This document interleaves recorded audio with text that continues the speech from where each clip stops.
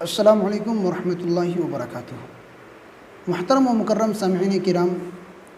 اس سے پہلی ویڈیو کے اندر ہم نے صدقۃ الفطر سے متعلق کچھ باتیں عرض کی تھی۔ اب ایک بات یہ ہے کہ اگر کوئی شخص انڈیا کا رہنے والا ہو اور وہ شخص دبئی میں یا سعودی عرب میں، قطر میں رہتا ہو، تو وہ صدقۃ الفطر کہاں کے اعتبار سے نکالے گا؟ انڈیا کے اعتبار سے نکالے گا یا سعودی عرب، قطر، جہاں بھی وہ رہتا ہے وہاں کے اعتبار سے نکالے گا؟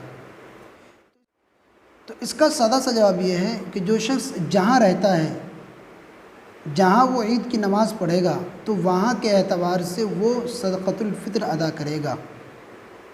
اب اگر کوئی شخص انڈیا کا رہنے والا ہے اور وہ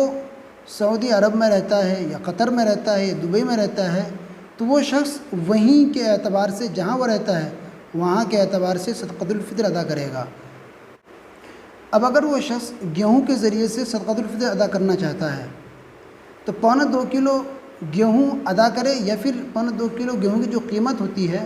وہ قیمت کسی فقیر اور محتاج کو دے دے، وہاں کے اعتبار سے جہاں پر وہ رہ رہا ہے، جہاں وہ عید کی نماز پڑھے گا۔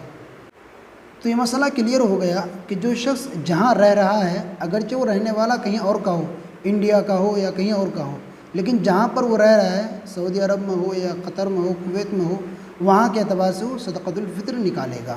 اب بات یہ رہ جاتی ہے کہ اگر اس ملک میں جہاں وہ شخص رہ رہا ہے وہاں کوئی صدقۃ الفطر لینے والا نہ ہو، یا لینے والا تو ہو لیکن اس کو معلوم نہ ہو کہ کس کو دیں، کون محتاج ہے، اس کی نظر میں کوئی ایسا شخص نہ ہو جس کو صدقۃ الفطر دیا جا سکے،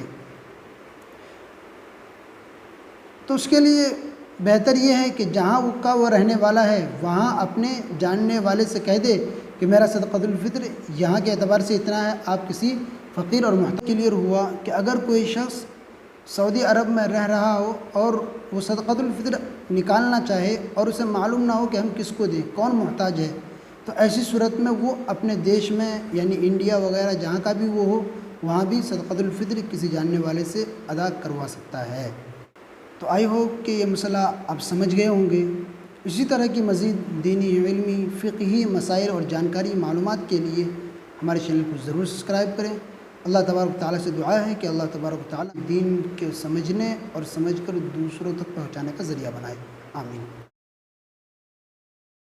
قرآن وہ کتاب